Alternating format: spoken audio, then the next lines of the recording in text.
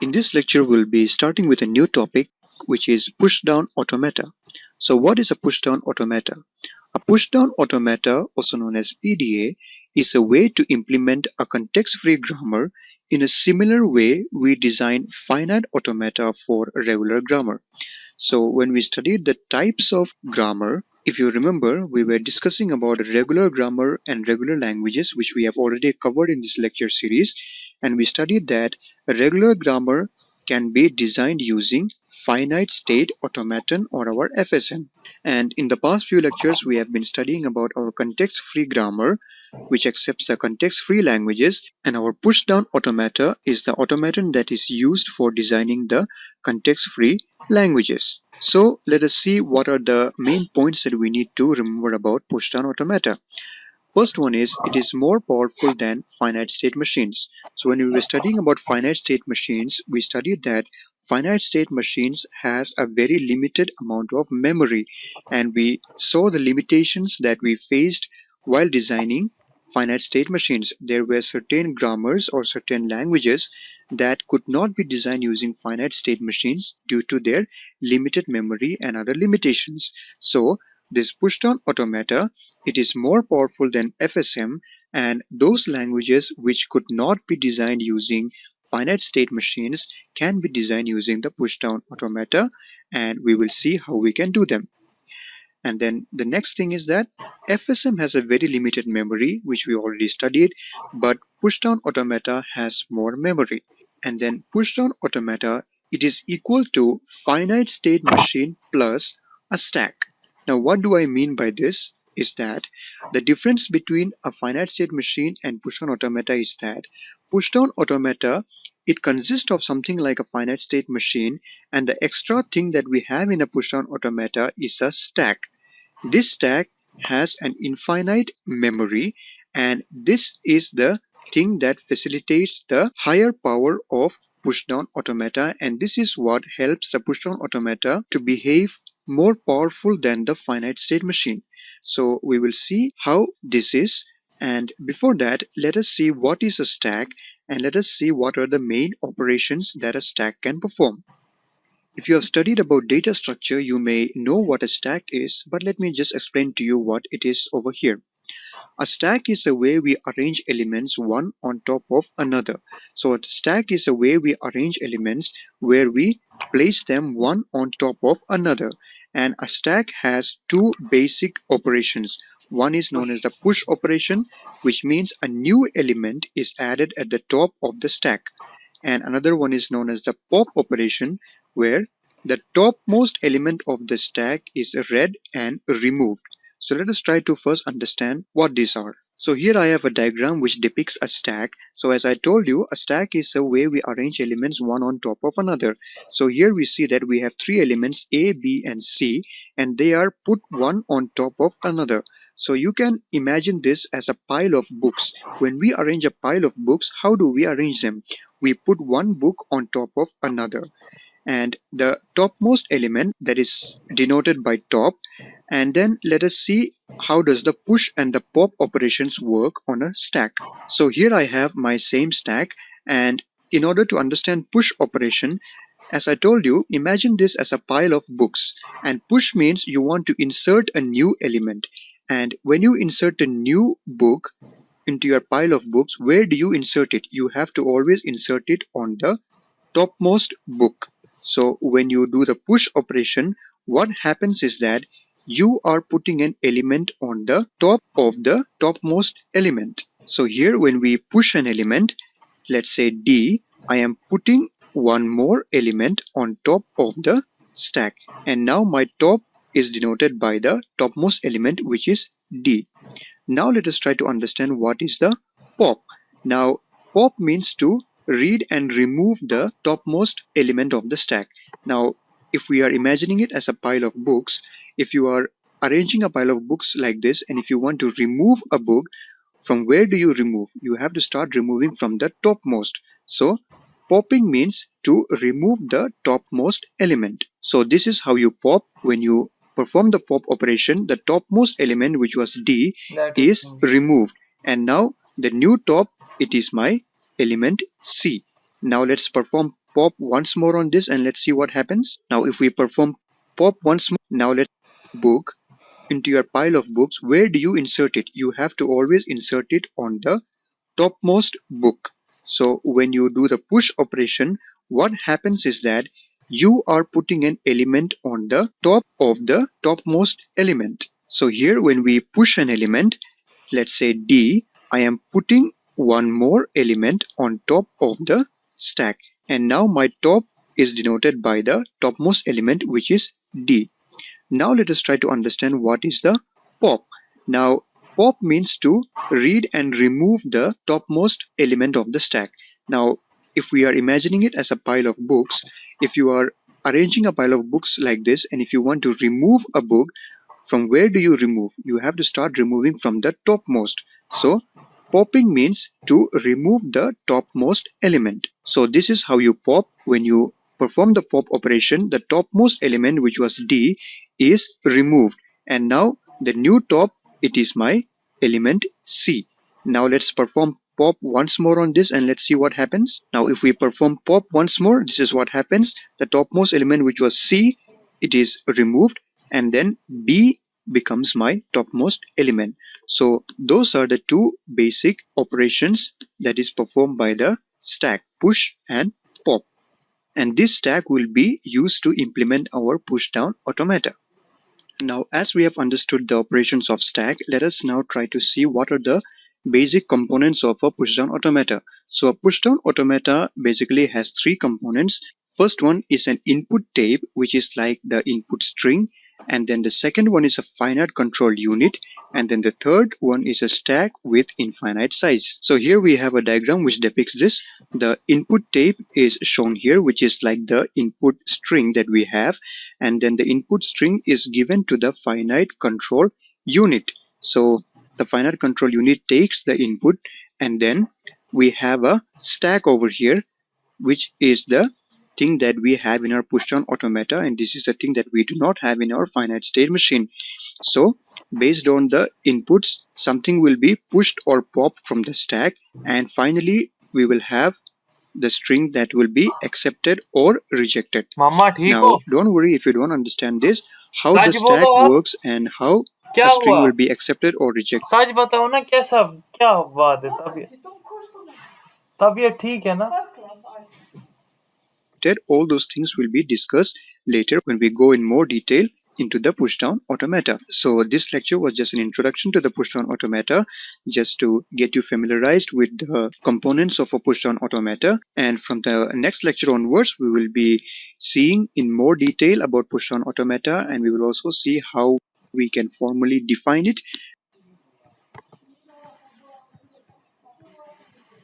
Hello, पर full stop लगा.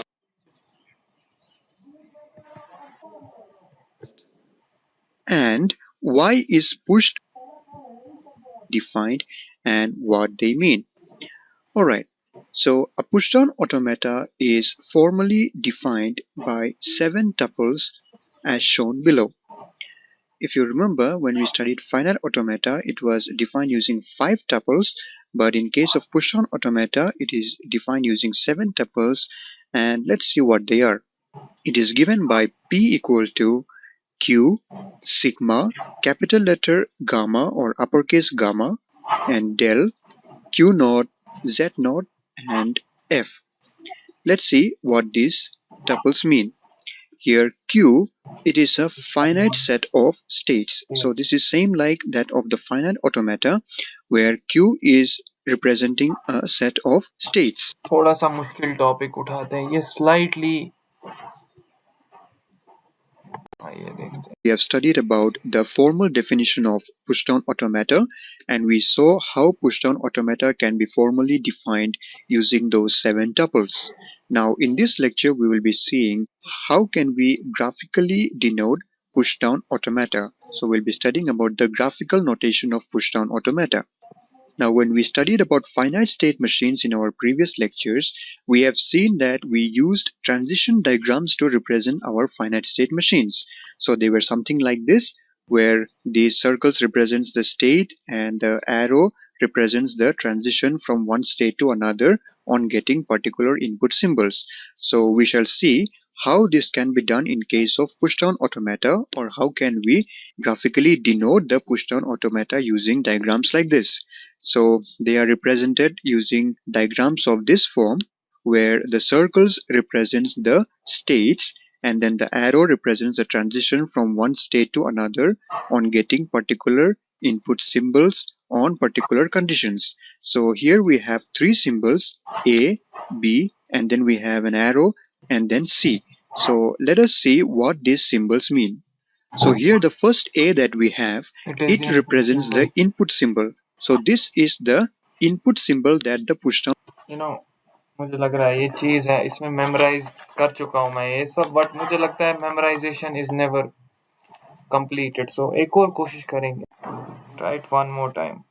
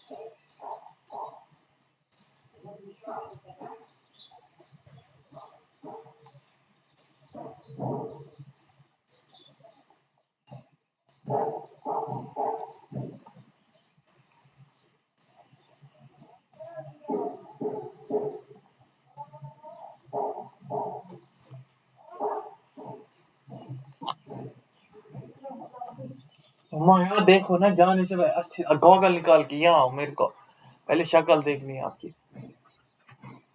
खुश हो ना? बहुत खुश. स्ट्रांग लग रही हो. पागल नहीं हो जाओ. स्ट्रांग का होने को, पागल नहीं बोला होने को, स्ट्रांग का रहे मेरे को.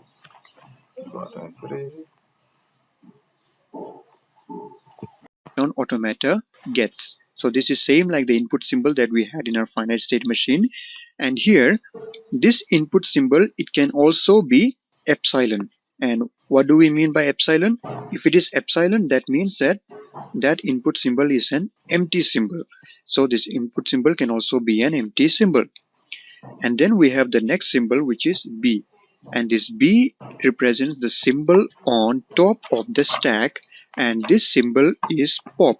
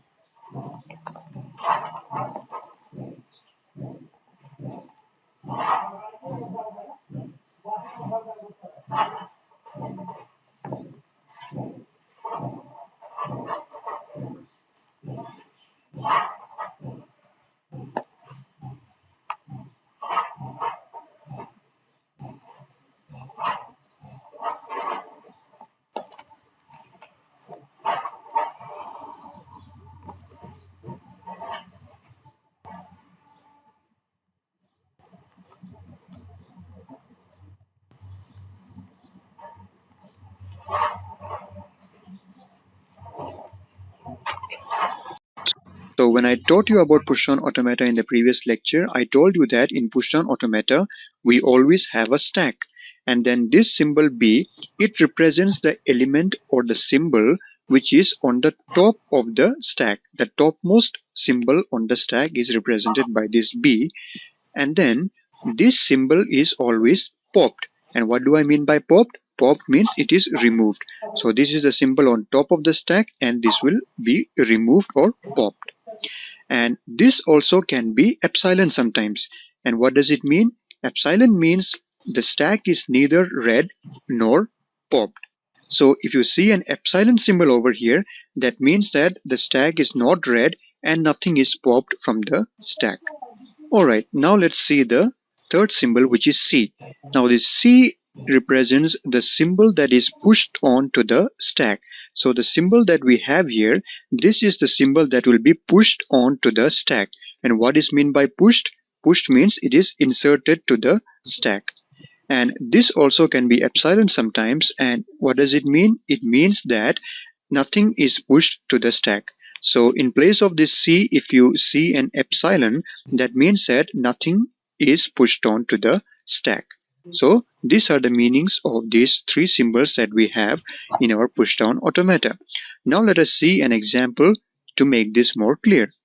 So here we have an example which says, construct a pushdown automata that accepts the language which says 0 power n, 1 power n for all n greater than or equal to 0. So first let us try to understand what this language actually means. This language means that the number of zeros should exactly be equal to the number of ones. So if you have n number of zeros, you should also have exactly n number of ones. So this is what we want to design. Now let's see how we can design the PDA or pushdown automata for this. So first of all, we start off with a starting state which we call Q1. So just like our finite state machines, this arrow coming from nowhere pointing to a state, it represents the initial state or the starting state. So here we have Q1 as our initial state. And then in Q1, we have the transition which says epsilon, and then epsilon tends to Z0.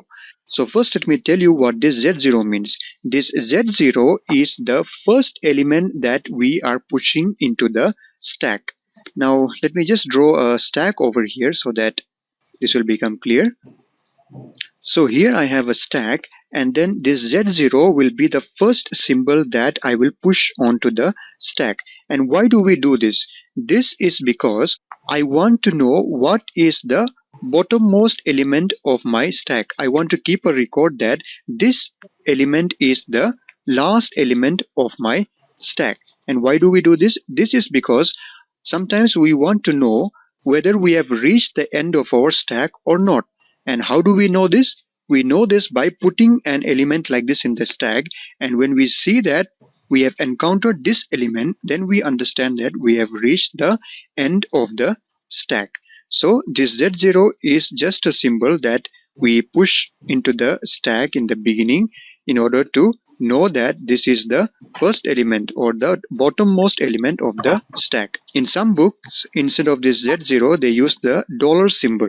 This dollar symbol is used in place of Z0, so don't get confused. Both of these symbols are just used to denote the bottommost element of the stack. So here what we do, we see that we first want to push the element or symbol Z0 to the stack. That is why in the initial state we are not taking any input symbol, we are just taking an empty symbol epsilon, and this epsilon also means, what is this? I already taught you. This epsilon is the symbol that has to be popped from the stack, which is at the topmost. So if you see epsilon here means nothing should be popped from the stack, and this symbol denotes what has to be pushed. So this Z0 is pushed onto the stack. So we have this Z0 over here. So this is the first step you need to do in a push-down automata, that is to push the element or symbol Z0 in order to know what is the bottommost element. Alright, and then we come here to state Q2, and in Q2 we can get input 0 or input 1, and as we know that we are trying to design a language in which the number of zeros is equal to the number of ones. So let's say that, for example, we have the string 0011, and as we know that this string should be accepted because we have two number of zeros and two number of ones that follows. So this should be accepted. So let's see, we get this first input symbol 0. So here when you get the first input symbol as 0, what happens is that we don't pop anything from the stack, but what we do, we push this 0 into the stack. So here let me put this 0 or push this 0 into the stack, and now we get the next 0. Now if I get this next 0, what happens? Input is still 0 and nothing should be popped, but that 0 should be pushed onto the stack. So this 0 also I push it or I insert it to the stack, and then we get 1. Now when we get 1, what happens? State Q2 goes to Q3, and when we get input 1, we see that there is a 0 over here. What does that mean? I already taught you. This 0 means this is the topmost symbol on the stack. Check if this is the 0 is the topmost symbol on the stack. Yes, it is, and this symbol should always be popped. So I should remove this 0 from the stack. So here we have removed it from the stack now. That 0 is popped from the stack. And here we have an epsilon. Epsilon here means nothing has to be pushed onto the stack. And then what do we get? We get another 1. And when you get another 1, now we are in state Q3. And in state Q3, when we get 1, what happens? Check if 0 is on the topmost of the stack. Yes, it is. And it has to be popped. So this 0 that we had is popped now, and what is here? It is epsilon. Epsilon means nothing has to be pushed on to the stack. Now we see that 0 is popped and nothing is pushed This is onto too the easy, stack. man. This is too easy. In the last lecture we have studied about the graphical notation of pushdown automata, and we have seen how we can graphically represent pushdown automata, or how we can draw the transition diagrams for pushdown automata, and we also studied the meanings of the different symbols that are used in the graphical notation. And we have also seen a simple example of designing a pushdown automata in the previous lecture. Now in this lecture we will be seeing another elaborate example of designing pushdown automata, and this example is about even palindrome. Now the question says, construct a pushdown automata that accepts even palindromes of the form L equals WWR for all W equal to positive closure of A plus B. Now, before we understand what this language means, let us keep one thing in mind, that we are going to construct a non-deterministic pushdown automata for this. And before we even start designing that, first let us try to understand what are palindromes. You must already be knowing what are palindromes, but let us see again. Palindromes are words or sequences that reads the same backward as forwards. So palindromes are words or sequences that are same when you read it forwards or backwards. For example, I have some words here from English like noon, N-O-O-N. If you read it from the front, it is N-O-O-N, and from the back side, it is still N-O-O-N. So And guys, here I have 30 minutes another are up sentence. now. I'll take a 5-minute break. 5 or 10-minute break. Thank you.